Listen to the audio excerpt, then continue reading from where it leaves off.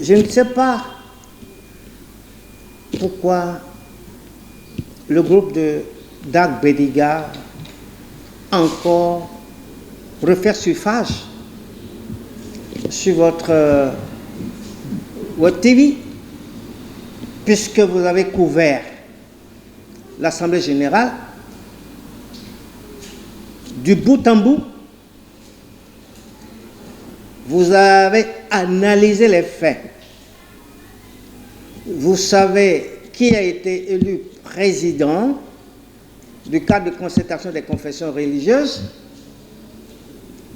et qu'il y a eu une assemblée générale qui a voté.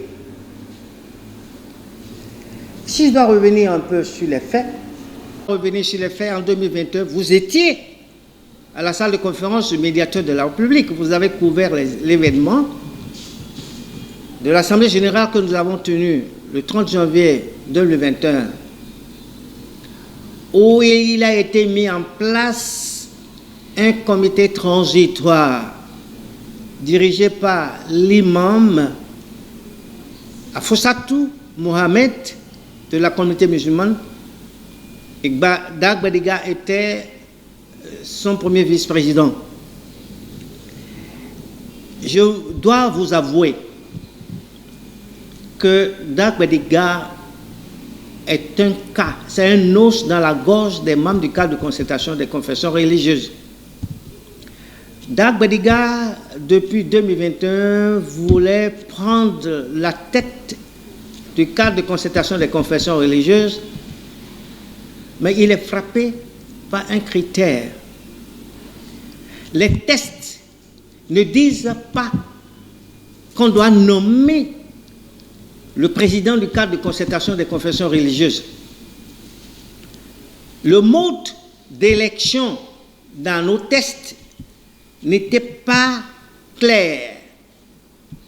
Et nous avions, il fallait reconnaître qu'il y a quelques insuffisances dans nos statuts et règlements intérieurs que nous avons retenu au cours de cette Assemblée générale de 30 janvier 2021 de corriger. Et c'est pour ça qu'on a mis en place le comité transitoire. Et il a été retenu que dorénavant, le poste de président sera tournant entre les différentes confessions religieuses.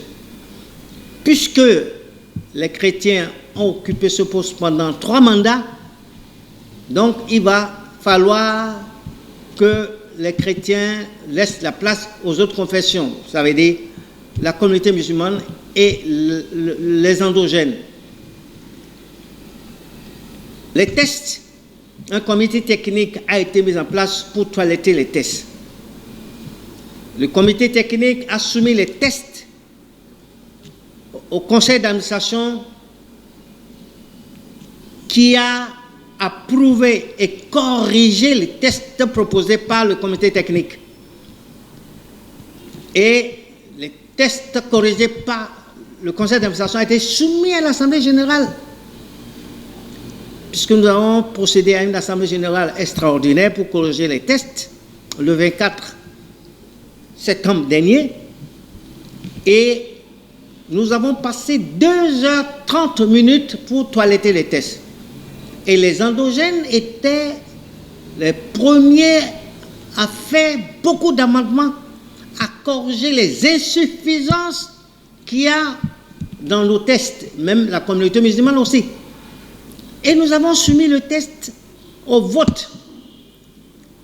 Les tests ont été votés à l'unanimité.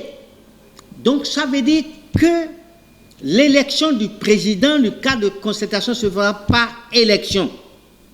Et quand on dit élection, il faut des candidats. Nous avons mis en place un présidium. À la tête de ce présidium se trouve être le père Dansou Benoît de l'Église catholique orthodoxe. Et le rapporteur de ce présidium se trouve être le docteur Barthélemy Babalao, qui est de la communauté nationale de culte vaudou du Bénin, de M. Da Balogun. Donc, nous avons demandé aux deux confessions en liste de proposer leur candidat. On a demandé aux endogènes, proposez-nous votre candidat. Ils ont dit Dag Bediga. On a demandé aux musulmans, proposez-nous votre candidat. Ils ont dit Imam Asifatou Mohamed. Et nous avons distribué les feuilles pour voter. Le vote a donné 4 bulletins pour Dag Bediga et 9 pour l'imam Asifatou Mohamed. Je précise qu'à la séance du 24 septembre, il y avait 3 structures androgènes qui étaient présentes. Mais 2 structures a craqué la porte et est partie. Mais une structure, la structure de Balogun, est restée jusqu'à la fin des élections. Et je pense que si vous devez déduire ce qui s'est passé, vous devez conclure qui dit la vérité ou qui ment. Est-ce qu'il y a eu toilettage des tests? Est-ce que les tests ont été votés à l'unanimité? Est-ce qu'il y a eu vote? Et qui a gagné ce vote? Toute la presse était là, présente. Canal 3, Bénin Reporter monte, l'ORTB était là, La Nation était là, le matinal était là. C'est dit, c'est dans la transparence totale que cette cérémonie, que cette assemblée générale s'est déroulée. Allez chercher les éléments sur toute la presse béninoise et vous devez constater et déduire que Dag Bediga et son groupe sont en train de se tromper de combat. Et nous avons précisé dans nos textes que le président du cadre de concertation doit être un homme de paix. Le comportement de Dag Bediga aujourd'hui n'est pas digne d'un homme, d'un religieux comme lui. Moi, je n'ai rien contre lui. Ce n'est pas moi qui ai présidé aux élections. Moi, j'ai voté. Il y a d'autres. On était plus d'une trentaine représentants à cette Assemblée générale. Et je crois que la chose un peu dommageable que je dois dire quand même, parce que la veille de cette élection, Dag Bediga m'appelle pour insister que c'est lui qui gagne ou rien, et que moi, qu'il a réservé une grosse enveloppe pour moi.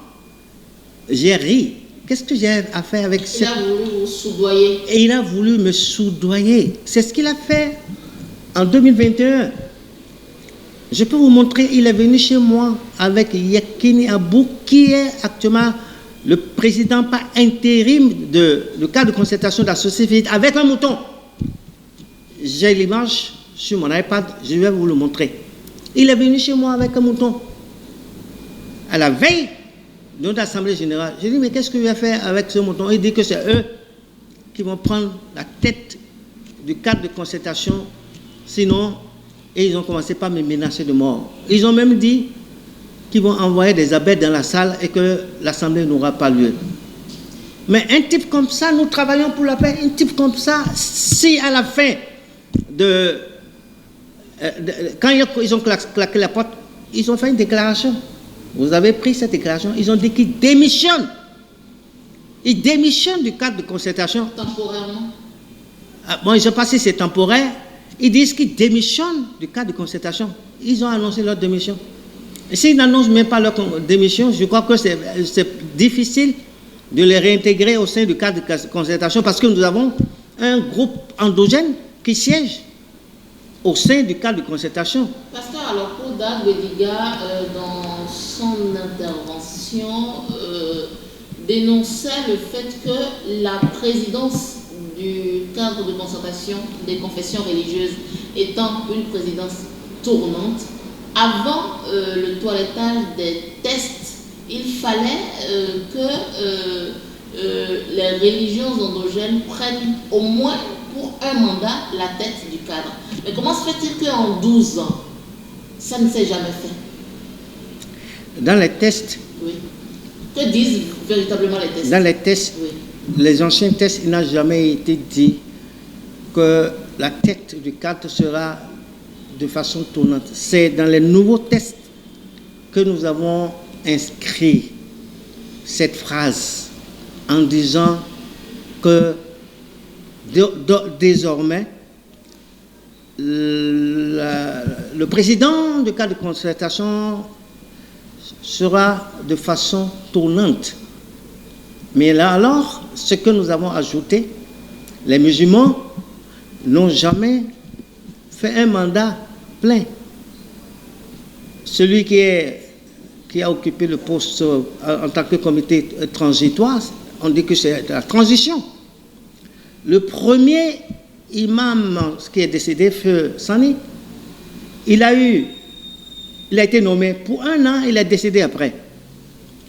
Et nous voulons corriger ces insuffisances. Nous n'en avons pu nommer le président du cadre de concertation des confessions religieuses. Mais nous avons retenu que le principe, les chrétiens ne vont plus postuler pour un certain nombre d'années. Maintenant, la place est réservée aux endogènes et aux musulmans. C'est ce que nous avons retenu. Et il faut reconnaître que les décisions de l'Assemblée générale du 24 septembre dernier abrogent les décisions de l'Assemblée générale du 30 janvier tenue à la salle de conférence du médiateur. Je suis un juriste. Quand une Assemblée générale délibère et qu'on convoque une nouvelle Assemblée générale, les décisions de la nouvelle Assemblée générale abrogent les décisions de l'Assemblée générale précédente. Je crois que c'est un mauvais combat que Dag Bediga est en train de mener pour dire que c'est leur tour. Le tour se joue dans les urnes. Il faut nécessairement candidat. C'est les principes, c'est reconnu par la loi de 1901. Nous sommes une grosse association composée de différentes structures fêtières. Donc, il va falloir que celui qui sera à la tête respecte les critères. D'abord, Bediga, en se comportant comme ça, il n'est pas un homme de paix. Nous avons dit dans nos tests que le président du cadre de concertation doit être un homme de paix. Actuellement, le premier vice-président, qui est un endogène, il va faire ses preuves jusqu'à ce que, après le mandat de l'actuel président Mohamed Foussatou, il peut postuler. Et s'il postule, donc, les musulmans aussi vont postuler. C'est en notre sein que nous allons décider. Mais on a dit qu'un candidat ne peut pas postuler pour 2 mandats. Un mandat renouvelable. Si l'imam est reconduit une prochaine fois, l'autre fois, ça va être d'office les endogènes et il n'y aura pas d'autres candidats en face d'eux. Et ils seront votés comme candidats uniques pour siéger en tant que président. C'est ce que prévoient donc les nouveaux tests? C'est un conciliabule entre nous. Les tests disent que ce n'est pas votre qu'on va choisir le président du cadre de concertation des confessions. Ma question, c'est le conciliabule prend effet à partir du travail de toilettage? Le toilettage a été fait le 24. Okay. Et on a mis les tests au vote. Les tests ont été votés à l'unanimité. Actuellement, les tests sont en application. Et que disent les tests de façon précise sur quant à la présidence du cadre de concertation? Quant à la présidence du cadre de concertation, oui. Nous n'avons pas osé dire que les autres confessions ne seront pas candidats au poste de président. Mais nous avons dit que le poste de président sera mis au vote S'il y a 3 candidats, les 3 candidats seront mis au vote.